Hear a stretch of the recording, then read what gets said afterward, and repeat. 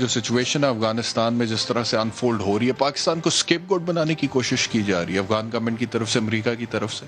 20 سال میں خود تو کچھ نہیں کر سکے، 20 سال رہے ہیں، اب چھوڑ کے جا رہے ہیں. اب کیا پاکستان کا کیا قصور ہے اگر طالبان دوبارہ ٹیک اوور کرے؟ دیکھیں، بیسیکلی جو افغان گورنمنٹ کا موقف ہے اگینسٹ پاکستان، میں سمجھتا ہوں ان کو اگر گلہ ہونا چاہیے، یہ شکوہ ہونا چاہیے، وہ امریکن گورنمنٹ سے ہونا چاہیے، ہمارے ساتھ نہیں ہونا چاہیے.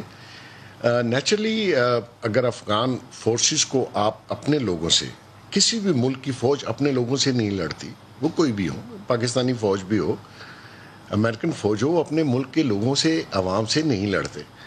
نیچرلی انہوں نے بہت کوشش کی افغان فوج بنانے کی، جو کہ 3.5 لاکھ کی فوج تھی، لیکن اس میں ڈفرینٹ ایتھنکس اینڈ گروپس ہیں، وہ اپنے لوگوں سے نہیں لڑیں گے.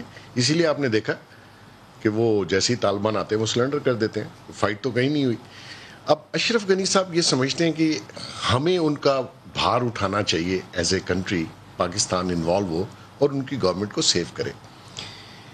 جب امریکہ نے دوحہ میں ایگریمنٹ اور جو ڈائلاگ شروع کیے، اس میں امریکنز نے ان کو بائی پاس کیا، افغان گورنمنٹ کو، ان کو اس ڈائلاگ اور اس پروسیس کا حصہ نہیں بنایا. ہونا تو یہ چاہیے تھا، امریکن نے اپنی جو کمٹمنٹس تھیں افغانستان سے، طالبان سے جو گارنٹیز لینی تھی وہ لیں، لیکن افغان گورنمنٹ کو بائی پاس کیا اور ان کے لیے کوئی گارنٹی نہیں لی. اب وہ جب چلے گئے ہیں تو نیچرلی افغان جو فوج تیار کی گئی مختلف ریجن سے، مختلف جو قبائلی ٹرائبس ہیں ان سے اکٹھی کر کے جب ایک فوج بنائی گئی تو وہ اپنے ٹرائب کے لوگوں سے نہیں لڑیں گے. طالبان بھی انہی میں سے ایک ہیں، اور کسی بھی ملک کی فوج اپنے ملک کے لوگوں سے نہیں لڑتی.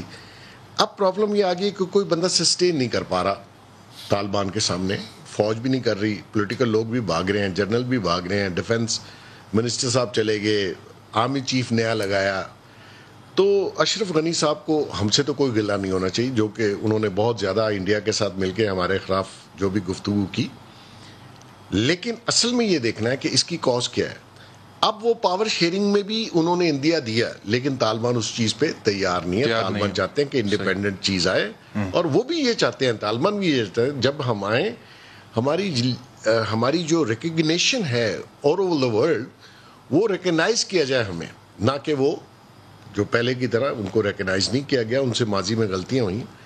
اور میں اشرف غنی کا کیا فیوچر ہے؟ میرے خیال میں کوئی فیوچر نہیں ہے. یہ 1 ہفتے یا 2 ہفتے کی بات رہ گئی ہے. جس سپیڈ سے طالبان ٹیک اوور کر رہے ہیں، یا ان کو ٹیک اوور یا واک اوور مل رہا ہے، مجھے تو یہ لگتا ہے 1-2 ہفتے میں کابل بھی جو ہے وہ بھی سلنڈر ہوگا، اور شاید اشرف غنی صاحب بھی کسی نہ کسی فلائٹ میں بیٹھ کے نکل جائیں گے. ہی نوز کہ ان کا فیوچر نہیں ہے.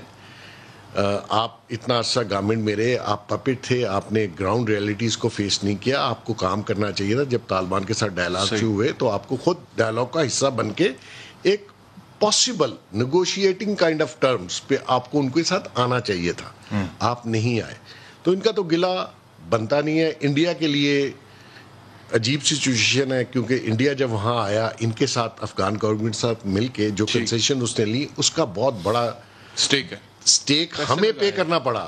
کیونکہ یہ جو دہشت گردی تھی، جس طریقے سے ہمارے اس بارڈر سے آ رہی تھی، جس طریقے سے انہوں نے این ڈی ایس نے مل کے اور انہوں نے مل کے جو را نے مل کے ہمارے خلاف جو ایک پورا ایک محاذ اور ایک جنگ لانچ کی ٹرائبل ایریا میں، اور اس پورے ایریا میں، بلوچستان میں ایون، اس کی ہم نے کاسٹ پے کی ہے. ہم نے فائٹ آؤٹ کیا اور ہم الحمدللہ اس میں جیتے ہیں.